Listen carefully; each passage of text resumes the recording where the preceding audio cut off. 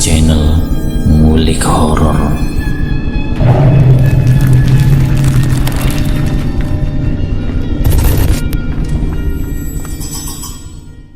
Assalamualaikum warahmatullahi wabarakatuh.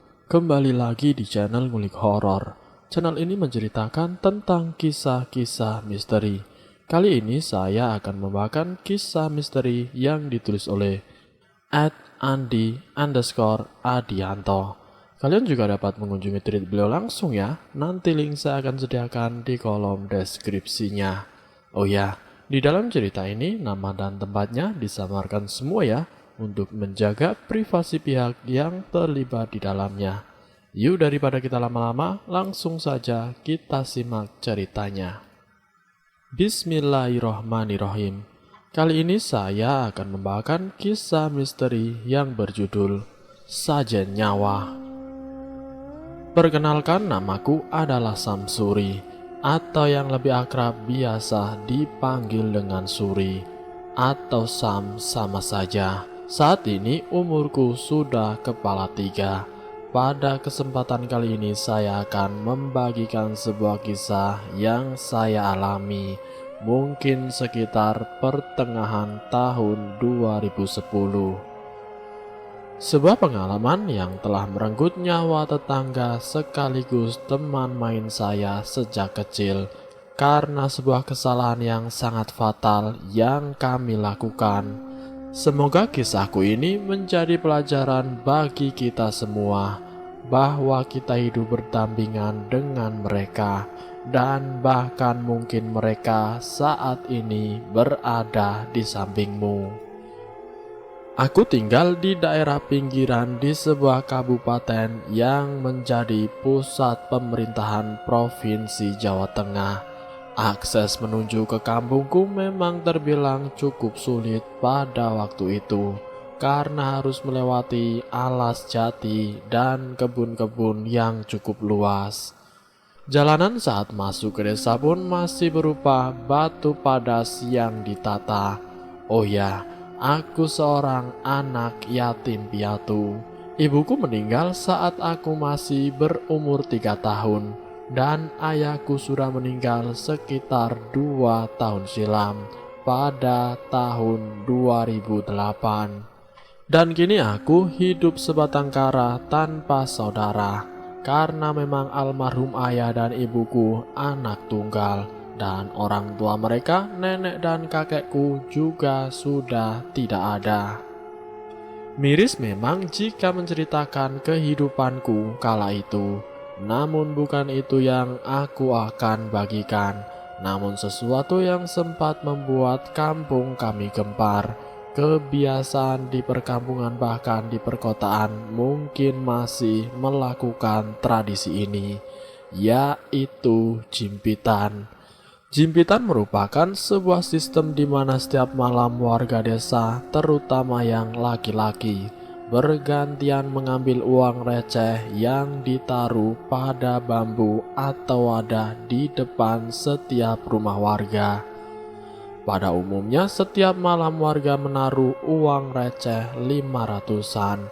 Namun ada juga beberapa daerah yang menggunakan beras. Ya, saya yakin kalian paham apa itu jimpitan. Saat itu hari Kamis atau malam Jumat. Aku bersama 7 orang warga mendapat jatah untuk mengambil jimpitan. Karena desa kami yang cukup luas, kami dibagi menjadi 3 kelompok agar cepat mengambil jimpitan. Aku kebagian bersama dengan Wahyu, teman kecilku yang nasibnya hampir mirip kisah hidupku. Ibu meninggal, bapak kawin lagi dan memilih meninggalkannya. Sialnya aku dan Wahyu mendapat bagian kampung yang paling aduhai, sisi utara kampung.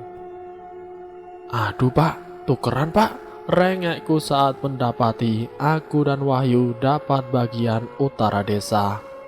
Alah, ajar mental jawabnya. Tapi pak, rengekku lagi. Lah, ayo biar cepet remi, ujar bapak itu.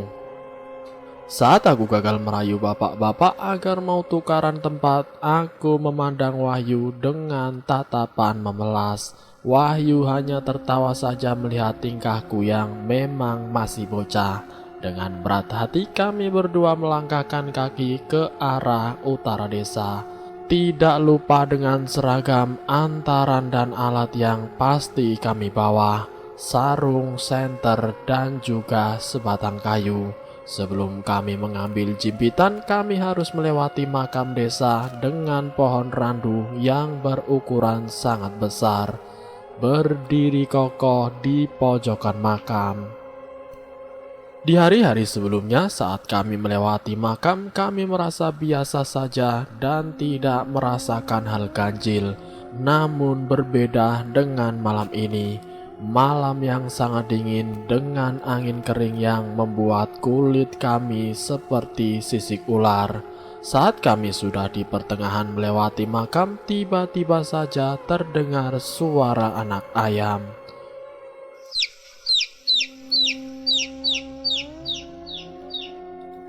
"Hei, Sam, ada anak ayam," ucap Wahyu sambil menggerakkan senternya mencari keberadaan anak ayam. Yuk, pada Hanam, ucapku sambil memegangi baju Wahyu yang tengah menunduk mencari anak ayam di semak-semak. Saat Wahyu berbalik badan dan melihat apa yang kulihat, kami berdua lalu mematung.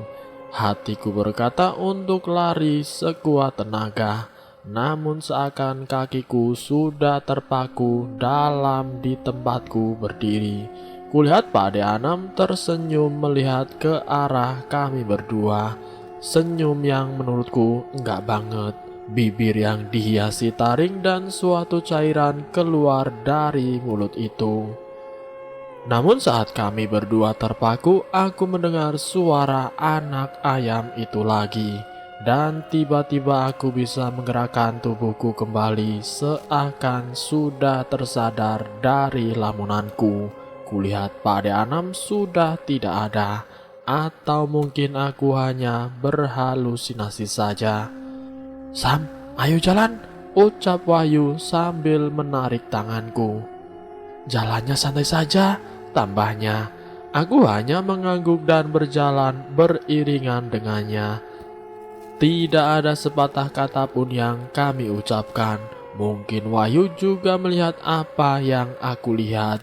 Dan aku yakin yang barusan bukanlah halusinasi. Sekitar berjalan 5 menit kami sampai di desa bagian utara. Aku dan Wahyu kemudian mulai mengambil jimpitan. Rumah di bagian utara desa hanya terdiri dari beberapa kakak saja. Hanya sekitar 9 kakak dengan 7 rumah. Dan salah satunya adalah rumah Pak De Anom. Sebuah rumah joglo dengan tembok yang masih menggunakan kayu. Kulihat jalan di depan rumahnya masih terdapat taburan bunga setaman. Ya, memang Pak De Anom meninggal 2 hari yang lalu. Meninggalnya pun terbilang karena ulahnya sendiri. Ia kalah tanding dengan dukun lain yang ilmunya di atasnya. Ya, memang itulah dia seorang yang dikenal dengan kesaktiannya. Kesaktian menggunakan santet. Pernah mendengar kata membunuh tanpa menyentuh? Kurasa itu cocok digunakan olehnya. Kemudian aku dan Wahyu pun melewati rumah Pak De Anom. Karena kami berpikir tidak akan ada receh di sana. Ya, karena memang Pak De Anom hidup sendiri, tidak menikah, tidak punya istri, apalagi anak. Namun saat kami sudah hampir melewati batas pekarangannya, tiba-tiba terdengar suara. "Jimpitanku tidak kalian ambil, Sebuah suara yang terdengar berat khas seorang perokok berat. Aku terdiam sesaat dan memandangi Wahyu. Wahyu juga memandangiku dengan tatapan ketakutannya. Aku yakin dia juga mendengar apa yang baru saja aku dengar. "Yakin mau diambil?" kata Wahyu. "Kan sudah tidak ada orang, masa ada koinnya?" balasku sambil berbisik kepadanya. "Ya siapa tahu," tambahnya. "Tidak ah, ayo lanjut saja," seruku sambil berjalan. Kemudian kami berdua akhirnya menyelesaikan tugas jimpitan di desa utara. Kemudian kami kembali ke pos ronda alias base camp. Saat perjalanan ke sana kami sama sekali tidak menemukan kejadian ganjil, baik itu saat melewati rumah Pak Deanom maupun makam desa. Kilas balik mengenai Pak Deanom. 2 hari yang lalu yaitu hari Selasa, ia ditemukan meninggal tergeletak di halaman rumahnya. Kematian Pak Deanom tentu menggegerkan seluruh kampung tentunya. Sosok orang yang paling ditakuti sekampung. Ketika ia bilang A, maka semua warga harus melakukan A.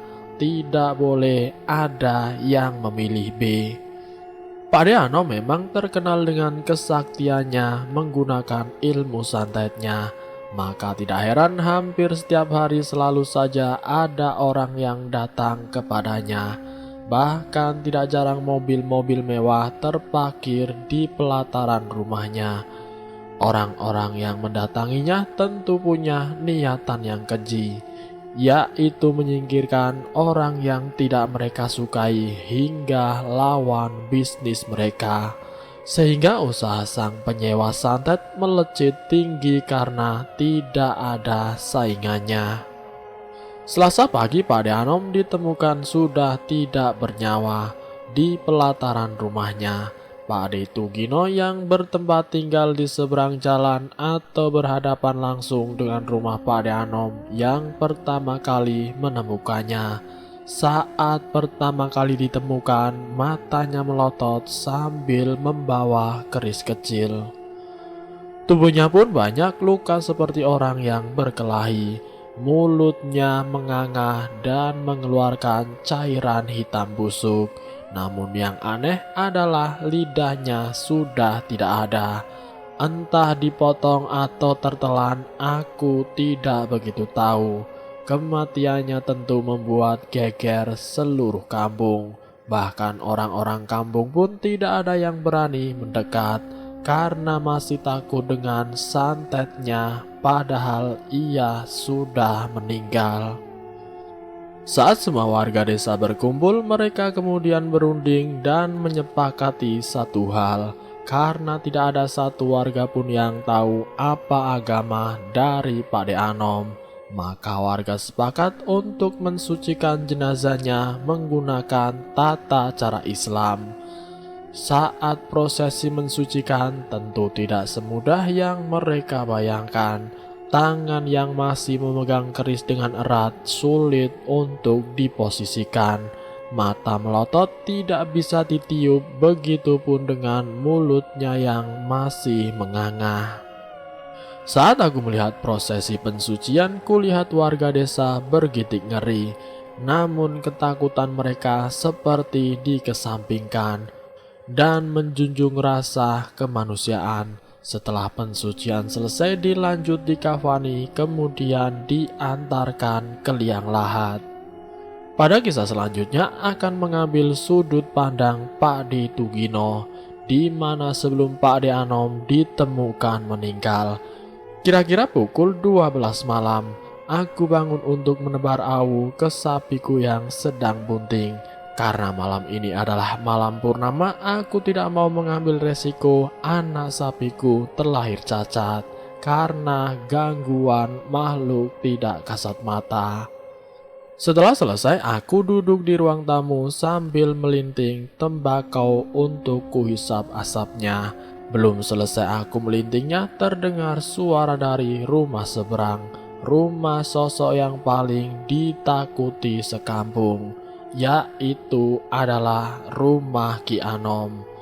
Kulihat ia mengayunkan tangannya dengan memegang berulang kali ke atas. Aku tidak bisa melihatnya dengan begitu jelas karena sentir terletak di dinding rumahnya. sehingga cahaya memancar begitu redup mengenai Ki Anom. Walaupun malam ini sinar purnama cukup jelas memberikan bayangan kepada lelaki itu, aku juga tidak bisa melihatnya dengan jelas karena jarak kami yang cukup jauh. "Bajingan kowe, Rene, tak pecel ndasmu." Begitulah kira-kira kata Ki Anom yang tentunya masih aku ingat. Lalu aku memperhatikan di balik celah gedek rumahku, tentunya dengan perasaan takut. Kulihat anak sematawayangku Lintang juga terbangun dan kini ia berada di sampingku. Ia mungkin terbangun karena suara teriakan Ki Anom. Segera kusuruh ia kembali tidur menyusul ibunya. Saat kembali ku memfokuskan mata melalui sedikit celah di gedek, aku melihat sesuatu yang begitu mengerikan. Aku mundur beberapa langkah karena terkejut dan tentu sangat takut. Bulu kuduku bahkan langsung berdiri tegak. Makhluk tinggi besar yang kutaksir tingginya kira-kira 4 meter sedang mencekram Ki Anom dengan tangannya yang besar. Kembali aku memfokuskan mataku. Kulihat Anom yang sedang dicengkram mencoba menusuk-nusukkan sesuatu di tangannya, berusaha untuk melepaskan diri. Tentu usaha Ki Anom tidak ada hasilnya, karena tangannya penuh akan bulu seperti bulu wedus gembel, padat dan menggumpal. Aku tidak begitu jelas melihat sosok itu. Yang kulihat sosok itu tinggi dengan tangan yang panjang hampir menyentuh tanah dan kakinya yang cukup pendek. Sepasang titik merah menyala tertempel di mukanya.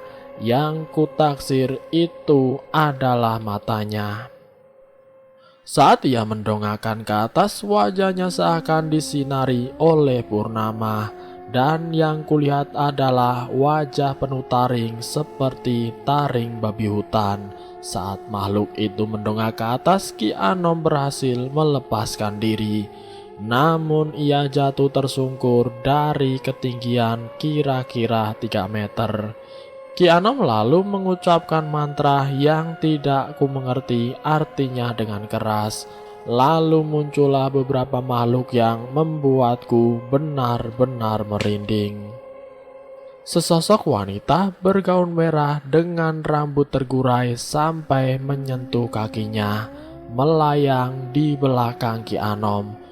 2 sosok pocong yang tali pocongnya sudah terlepas di bagian kepala, sehingga aku bisa melihat kepala penuh belatung itu. Dan sosok terakhir adalah bola api yang melayang di atas kepala Ki Anom. Berkat sosok bola api itu, aku bisa dengan jelas melihat Ki Anom.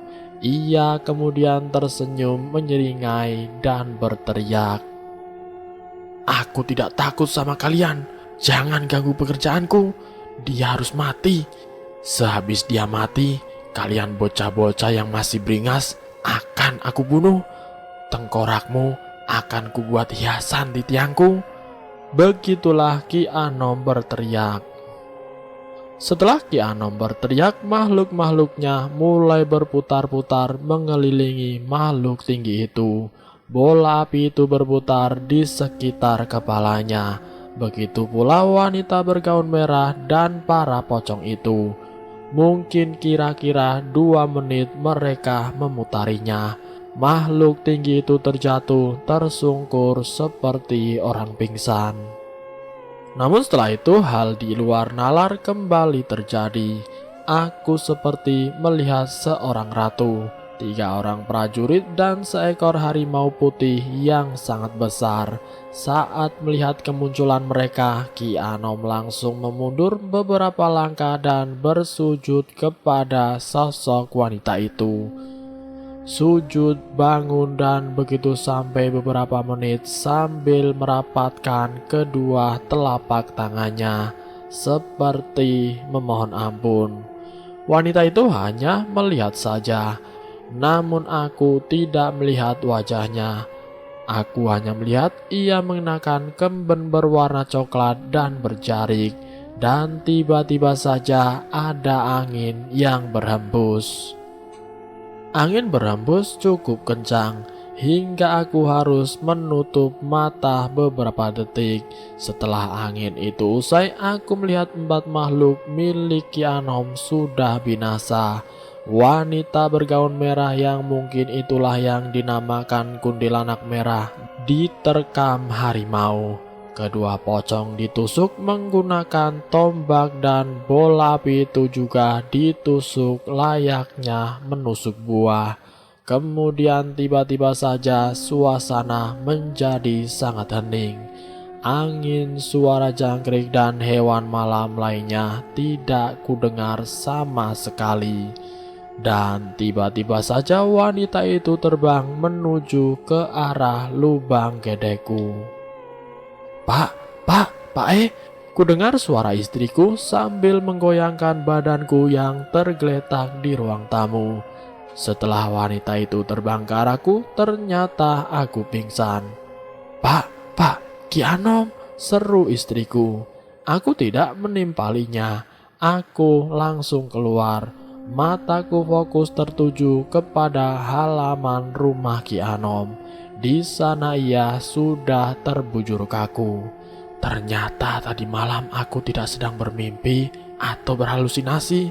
Itu nyata, gumamku dalam hati. Aku tidak berani mendekat. Aku lantas memanggil warga sekitar. Hari-hari aku lalui dengan kesibukan sebagai seorang pemuda desa. Ngarit atau mencari rumput adalah pekerjaanku sehari-hari untuk menyambung hidup. Setiap pagi dan siangku memerah susu sapi dan menjualnya ke KUD setempat untuk aku mendapatkan pundi-pundi uang. Saat itu aku harus mencari rumput di kebun yang bukan biasanya aku ngarit. Karena di kebun biasanya rumput-rumputnya sudah habis, maka mau tidak mau aku harus mencari kebun kosong lagi. Maka aku putuskan untuk mencari di pinggiran hutan jati saja.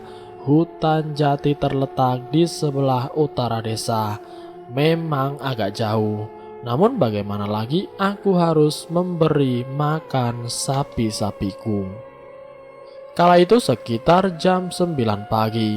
Matahari belum begitu ganas memancarkan panasnya. Aku membawa starter pack khas seorang pengarit.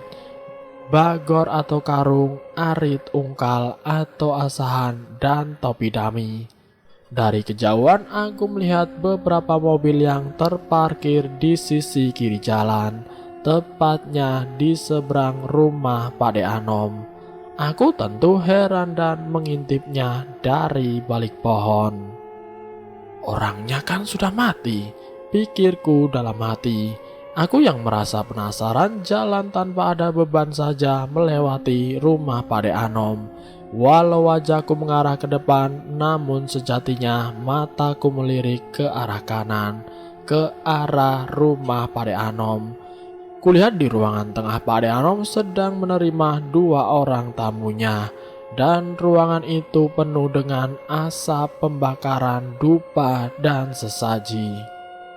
Aku bergidik ngeri melihatnya, dan aku mempercepat langkahku menuju tempatku ngarit.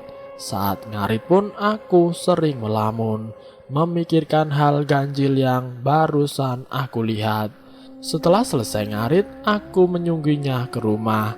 Sambil membawa karung penuh dengan rumput, aku kembali lagi melewati rumah Pak De Anom. Namun hal yang mengejutkan membuat hatiku bergetar hebat dan bulu kuduku menegang tinggi. Sesosok laki-laki tua yang beberapa hari lalu aku saksikan jasadnya masuk ke liang lahat, kini berada di depanku. Saat akan melewatinya, aku hanya menunduk saja sampai ia mengucapkan kata yang menggugah ketakutanku kembali. "Le, kok jimbitannya tidak pernah diambil? Nanti diambil loh," ucap Pak De Anom. Iya Pak De, nanti saya ambil, jawabku sambil sedikit melirik ke wajahnya. Kulihat wajahnya yang putih pucat dan di pipi kirinya berwarna biru lebam seperti habis ditonjok. Lalu dia kemudian tersenyum kepadaku. Senyum yang menurutku mengerikan. Senyum dari orang yang sudah mati. Aku sebenarnya tidak begitu heran dengan apa yang aku lihat tadi. Ya, karena laki-laki itu terkenal dengan ilmu hitamnya. Dan sialnya nanti malam aku mempunyai jadwal untuk mengambil jimpitan. Ya Allah, semoga tidak dapat ke sana di rumah Pak De Anom, ucapku dalam hati. Waktu sudah menunjukkan pukul 8 malam. Sudah waktunya untuk yang berjadwal mengambil jimpitan berkumpul di pos ronda. Berat rasanya aku melangkahkan kaki ke sana. Ingin sekali aku membolos hari ini. Namun rasa gotong royong dan ketidakenakan dengan warga lain mengalahkan rasa malas dan takutku. Setelah berkumpul, kemudian dilakukan lotre untuk menentukan kelompok mengambil jimpitan di bagian kampung sebelah mana. Dan sialnya aku mendapatkan jatah jimpitan di utara kampung lagi dan lagi. Sial, sial, sial, ucapku saat melangkah kaki ke arah utara kampung. Sudah takdir kali, ucap Wahyu yang juga bergerundel di sampingku.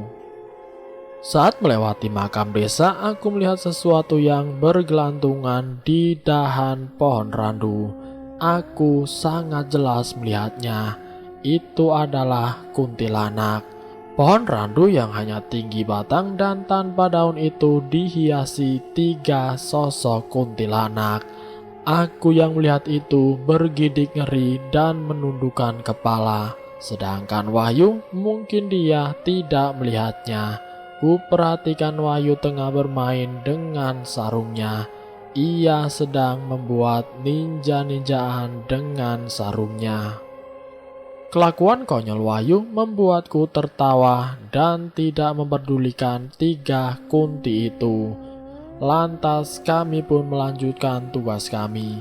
Sampai akhirnya kami tiba di rumah Pak De Anom. Hal yang aneh kembali aku lihat. Sentir rumah itu menyala.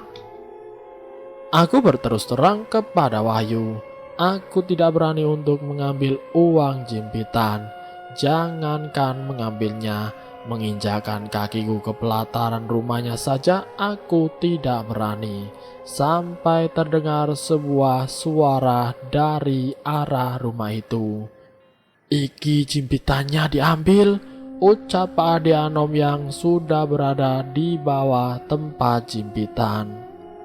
Aku bergidik ngeri melihatnya. Lantas tiba-tiba saja Wahyu yang masih mengenakan topeng ninjanya mendekat ke arah Pak De Anom.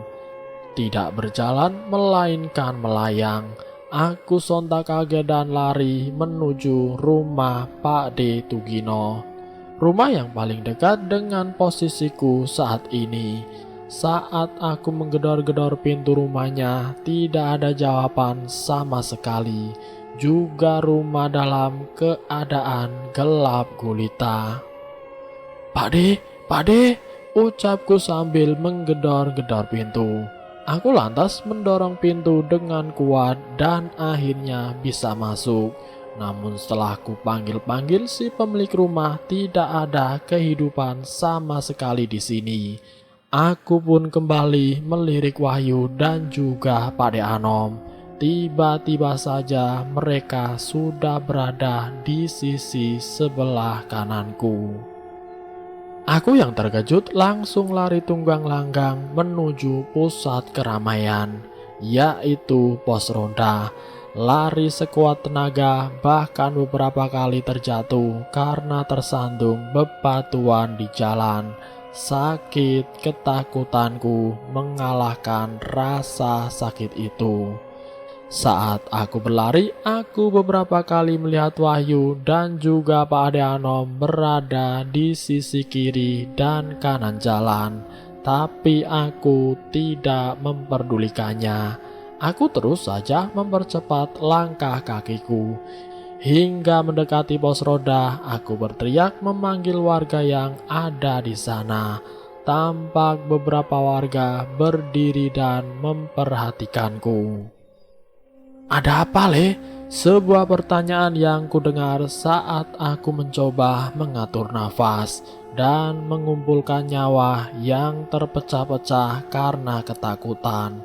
Ku coba menenangkan diri dan meminum segelas air yang diberikan kepadaku. Namun sialnya aku malah tersedak. Setelah nafasku sudah kembali normal, aku kembali terkaget melihat Wahyu ada di dalam pos ronda, sedang membereskan kartu yang berserakan. "Loh, Yu, kok kamu di sini?" Tanyaku terkejut heran-heran. "Loh, emang dari tadi saya di sini?" Jawabnya sambil menata kartu. "Tapi kan tadi..." Aku tidak meneruskan ucapanku. Lalu kemudian aku melihat ke sekeliling. Aku menjadi pusat perhatian. Aku menceritakan bahwa tadi saat melewati rumah Pak Anom, aku bertemu dengannya. Dia sedang berdiri di tiang tempat bambu jimpitan berada. Namun aku tidak menceritakan tentang Wahyu yang melayang tadi. Warga yang mendengar ceritaku hanya terdiam, seolah tidak ingin ikut campur dan berurusan dengan yang namanya Ki Anom. Sudah, ayo tak antar pulang," ucap salah satu warga. Akhirnya aku pun diantar pulang oleh beberapa warga. Sesampainya di rumah, aku tidak bisa tidur, memikirkan kejadian tadi. Wahyu teman kecilku bisa melayang. Di dalam lamunanku, aku menyimpulkan mungkin ini adalah karma atau hukuman akibat perbuatan kami kemarin. 3 hari sebelum kejadian Wahyu melayang, Wahyu mengajakku untuk memancing di sungai. Sungai tersebut terletak di pinggiran desa. Sungai yang biasanya digunakan oleh warga kampung untuk mencuci baju, memandikan hewan ternak, hingga MCK. Namun kali ini Wahyu mengajakku ke bagian sungai yang jarang dijamah manusia, agak ke huai sungai. Aku sebenarnya tidak berani ke sana karena harus melewati tebing-tebing, terlebih harus melewati rumput-rumput yang tinggi. Karena paksaan dari Wahyu dan katanya di sana ikannya besar-besar, akhirnya aku pun mengikutinya. Kira-kira 30 menit kami berjalan ke hulu sungai dengan menyingkapkan rerumputan. Kesan pertama yang aku rasakan adalah sejuk-sejuk menyeramkan. Menyeramkan karena kewingitannya dan tidak ada manusia yang menjamah sampai ke sini, sehingga mereka pasti berada di sekitar sini. Di sana aku melihat air terjun kecil dengan bagian bawahnya terlihat begitu luas dan dalam. "Nah, di sana pasti banyak ikannya," ucap Wahyu sambil menunjukkan senyum sumringah. Aku tidak menimpalinya, aku hanya mengikutinya dari belakang. Bila memang di sana banyak ikannya, pasti untuk beberapa hari ke depan aku bisa makan enak. Tidak lagi makan singkong rebus ataupun nasi tanpa lauk, hanya menggunakan minyak jelantah atau garam saja. Wahyu berada di sebelah kanan, sedangkan aku berada di sebelah kiri air terjun. Dengan cekatan kami berdua memasang umpan cacing kepada kail dan mencemplungkannya ke air. Mungkin sekitar 20 menit sambaran pertama Wahyu dapatkan. Ia mendapatkan ikan wadar yang cukup besar. "Tuh kan benar, ada ikannya kan?" ucap Wahyu sambil memamerkan hasil pancingannya. Kira-kira 2 menit kemudian pancingku bergetar, dan saat kuangkat aku mendapatkan ikan wader yang juga cukup besar. Selanjutnya kami seperti bergantian mengangkat ikan dari kolam bawah air terjun ini. Namun tidak lama Wahyu kemudian mengajakku untuk lebih jauh ke hulu. Di sini saja sudah dapat lumayan, apalagi yang di sana, ucap Wahyu sambil menunjuk arah hulu sungai. Aku pun mulai masuk ke alam pikiran Wahyu. Aku berpikir semakin banyak ikan yang aku dapat, maka aku bisa menjualnya. Aku ingin sekali merasakan nasi padang yang katanya sangat enak itu. Ayo ke sana, ajakku. Siap laksanakan bos, jawab Wahyu sambil memberi hormat kepadaku. Oh ya, aku saat itu tidak mengenyam bangku pendidikan sama sekali. Ya, karena keterbatasan finansial yang aku punya saat almarhum orang tuaku masih hidup. Apalagi sekarang aku yatim piatu. Boro-boro untuk sekolah. Kerja 1 hari saja untuk makan di hari itu tidak ada sisanya. Mungkin saat sapiku aku jual, aku akan punya uang. Namun uang itu akan habis karena memperbaiki rumah peninggalan orang tuaku yang sudah bocor sana dan sini. Oke, kembali ke cerita. Tidak perlu pancing, kami bisa mengambil ikan hanya dengan tangan kosong.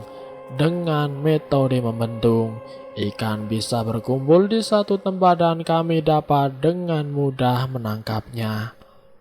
Setelah kami mendapat cukup banyak ikan, aku mulai merasakan ada hal yang ganjil. Tiba-tiba saja suasana menjadi hening. Tidak ada suara hewan-hewan, bahkan angin pun tidak berhembus. Tapi lama-kelamaan hal itu mulai aku duakan dalam pikiranku. Sekarang yang terpenting adalah mengumpulkan ikan sebanyak-banyaknya. Setelah seharian mengumpulkan ikan, kami istirahat sejenak di pinggiran sungai sambil menikmati jernihnya air. Walaupun saat ini yang di hadapan kami sebuah sungai yang amburadul, banyak tumpukan batu di sana sini. Ya, karena ulah kami tentunya untuk membendung ikan-ikan tersebut. Perut kami keroncongan. Apalagi perut Wahyu yang sedari tadi sudah bersenandung. Katanya ia belum makan sejak kemarin sore karena stok nasi di rumahnya sudah habis. Maka dari itu ia bersikeras mengajakku mencari ikan. Di tengah nyanyian perut kami, Wahyu melihat sesuatu di arah hulu sungai. "Hei Sam, apa itu?" tanya Wahyu sambil menunjuk ke arah hulu. Aku yang penasaran lalu memincingkan mataku. Karena penasaran kami berdua mendekati benda tersebut. Ternyata itu adalah sesaji yang diletakkan di atas batu yang besar. Kulihat di sesaji itu terdapat banyak makanan, bunga taman, dupa yang dibakar, dan sejumlah uang. Tanpa pikir panjang, Wahyu langsung memakan makanan itu. "Hei, yuk, ini saji," ucapku seraya menarik bajunya. "Alah, tidak apa, aku lapar. Lagian kalau makanan ini dibiarkan di sini kan sayang, nanti busuk," jawab Wahyu sambil mengunyah bagian paha dari ingkung ayam. Aku tidak berani memakan makanan itu. Namun aku melihat beberapa uang yang berada di dalam pincuk bersama dengan kembang dan beras kuning. Aku pun memutuskan untuk mengambil uang itu saja karena di pikiranku masih terbayang nasi padang. Dengan lahap Wahyu pun memakannya. Tidak sampai 15 menit satu ingkung ayam dihabiskan. Walaupun beberapa makanan lagi di sesaji itu, Wahyu tidak memakannya karena sudah kekenyangan. Setelah selesai tanpa menggunakan tangan atau wadah, kepala Wahyu langsung dibenamkan ke aliran air sungai untuk minum. Setelah itu kami berdua pun kembali ke rumah dengan membawa jaring yang penuh dengan ikan plus perut Wahyu yang kenyang dan kantongku yang terisi cukup banyak uang. Sesampainya di rumah, aku bergegas berganti baju dan bersiap akan pergi ke pasar. Karena di sana ada satu rumah makan Padang. Aku segera ingin mengisi perut ini dengan nasi Padang. Setelah siap, ku rogoh uang yang ada di celanaku tadi. Tapi ternyata kantongku tidak terisi dengan uang, melainkan segumpal daging merah segar. Segumpal daging yang masih mengeluarkan tetesan darah segar, namun sudah berbau busuk. Segumpal daging itu adalah lidah. Aku kemudian langsung membuangnya ke arah kebun. Aku sempat syok beberapa saat karena lidah yang kenyal aku pegang dengan kedua tangan. Untuk mengurangi rasa kaget, merinding, takut, dan kecewa, aku lantas memasak ikan yang tadi aku tangkap. Dan ternyata di dalam jaring itu tidak ada ikan sama sekali. Hanya ada berukuran setengah telapak tangan dengan jumlah yang banyak. Aku bergidik ngeri, tidak tahu apa yang harus aku lakukan. Aku pun sempat menangis karena meratapi bagaimana menderitanya seorang anak remaja yang sudah harus hidup sendiri tanpa kasih sayang kedua orang tua. Hati dan pikiranku saat itu sangat kacau. Lantas aku pun menunaikan ibadah sholat maghrib. Jujur aku adalah orang yang sangat jarang sholat. Ya, karena semenjak kepergian ayahku, aku menjadi sangat sibuk bekerja dan hanya memikirkan urusan perut saja. Di dalam sholatku, aku berdoa kepada Allah agar kedua orang tuaku ditempatkan di sisinya. Di atas sajadah yang biasa ayahku kenakan, aku menangis sejadi-jadinya karena perasaan tidak karuan yang saat ini aku rasakan. Hingga tidak terasa aku tertidur dan bangun sekitar jam 7 pagi. Kembali ke cerita di mana setelah aku melihat Wahyu melayang. Di pagi harinya aku melakukan aktivitas memerah susu sapi dan ngarit. Kali ini pun aku ngarit di pinggiran hutan jati lagi dan harus melewati rumah Pak De Anom kembali. Suasana pagi itu sangat cukup mendung. Bila tidak segera ngarit, maka sapi-sapiku akan kelaparan hari ini. Sebelum sampai di tempat tujuanku, aku melihat kerumunan masyarakat di makam desa. Aku yang penasaran segera merapat ke sana. Kulihat ternyata makam dari Pak De Anom sudah terbongkar dan jasadnya sudah tidak ada. Makam tersebut antara dibongkar dari luar atau sesuatu dari dalam mencoba merangsek keluar. Entahlah, aku tidak tahu. Warga di sana hanya mencoba mengembalikan tanah yang mencuat keluar, menguruk kuburan dari Pak De Anom. Ya, yang dilakukan warga hanya itu. Mereka tidak mencari kemana jasad dalamnya pergi. Setelah selesai, warga membubarkan diri. Memang dari penuturan beberapa warga semenjak kematian Pak De Anom, hal-hal ganjil terus sering terjadi di lingkungan kampung. Hingga hal ganjil dan di luar nalar pun sudah dianggap bukan hal yang tabu. Mereka lebih baik menghindar dan tidak ikut campur. Aku pun lantas melanjutkan ngaritku karena keburu hujan.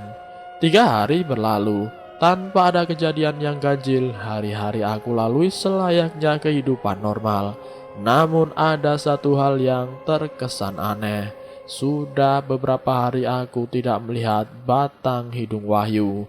Terakhir kulihat adalah saat ia menata kartu di pos ronda itu. Aku yang penasaran dan merasakan ada hal yang ganjil pun segera mendatangi rumahnya.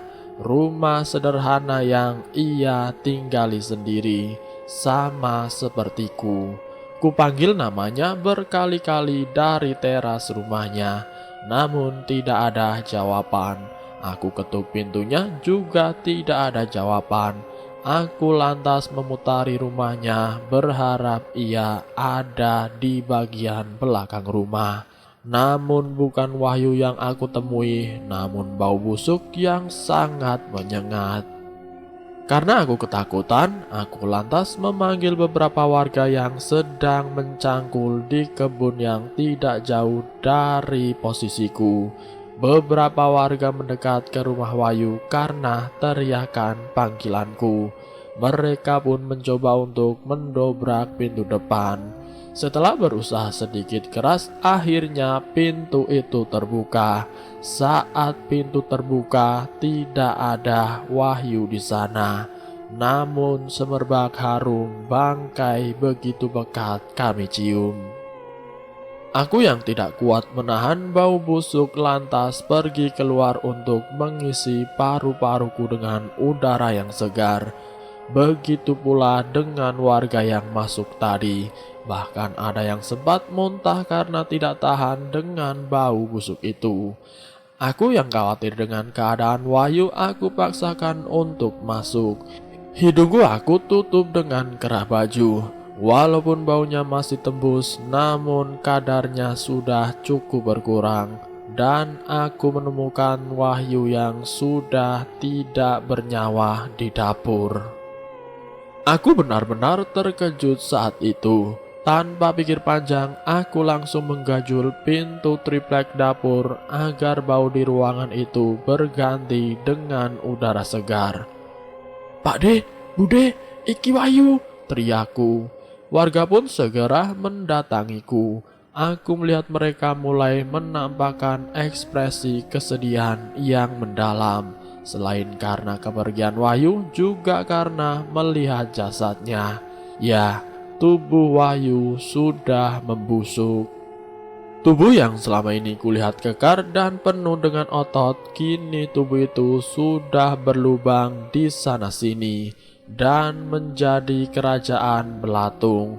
Bahkan kepalanya pun sudah hampir terpisah dari badannya.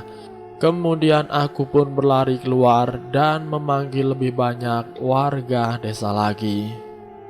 Tak lama banyak warga desa yang mendatangi rumah Wahyu.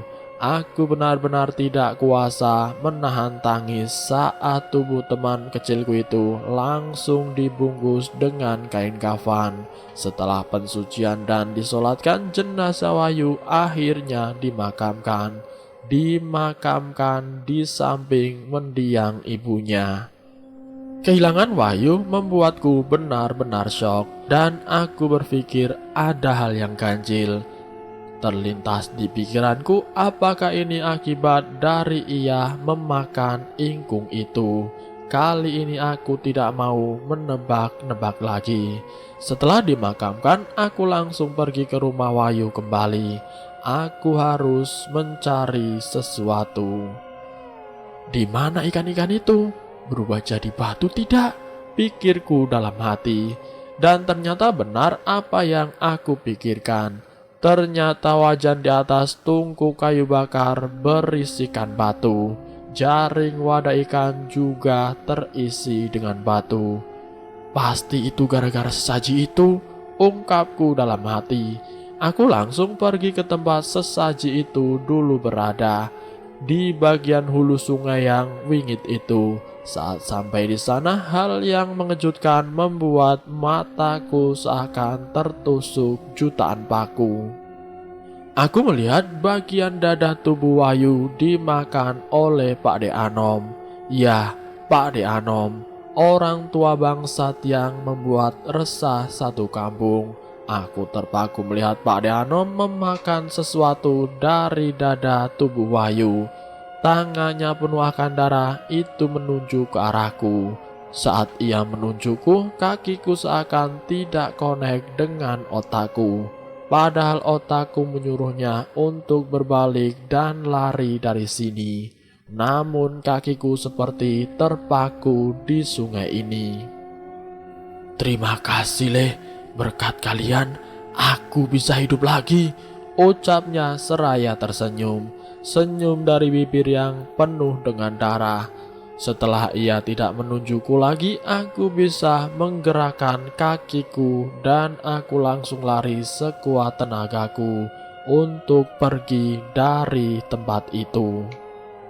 Setelah kejadian itu, aku lebih suka melamun. Ya, melamun akan nasibku bila aku terus berada di kampung ini dengan Pak Ade Anom sebagai biang ganjil. Dalam lamunanku, aku berpikir dan membulatkan tekadku. Aku akan menjual 4 sapiku. Aku akan bekerja di luar kota yang jauh akan hal mistis. Saat aku pergi untuk mendatangi seorang belantik sapi, aku yang melewati rumah Pak Ade Anom melihat hal ganjil lagi. Ia kulihat sedang menyapu halaman sambil merokok. Ya, ia kulihat sedang menyapu halaman sambil merokok. Lalu ia berkata kepadaku kata yang sama saat ia ucapkan ketika di hulu sungai. Aku tidak menimpalinya dan aku langsung pergi ke belantik sapi. Kemudian setelah sapi-sapiku terjual, aku mengantongi uang sekitar 60 juta rupiah. Di hari yang sama, aku segera mengemasi pakaian dan surat-surat berharga lantas pergi dari kampungku. Tidak lupa aku berpamitan kepada tetanggaku.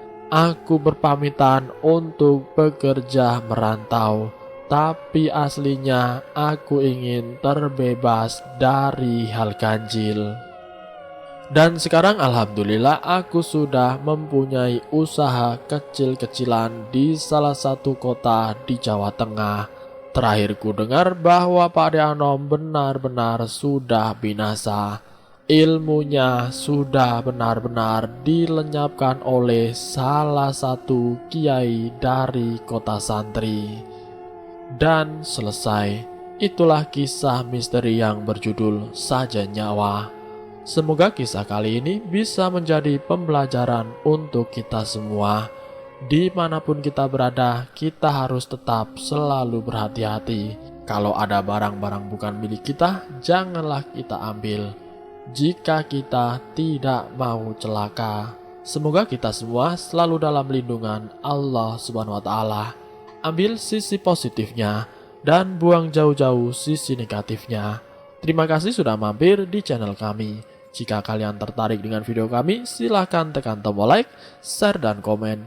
Tekan subscribe untuk mengikuti video kami selanjutnya. Wassalamualaikum warahmatullahi wabarakatuh.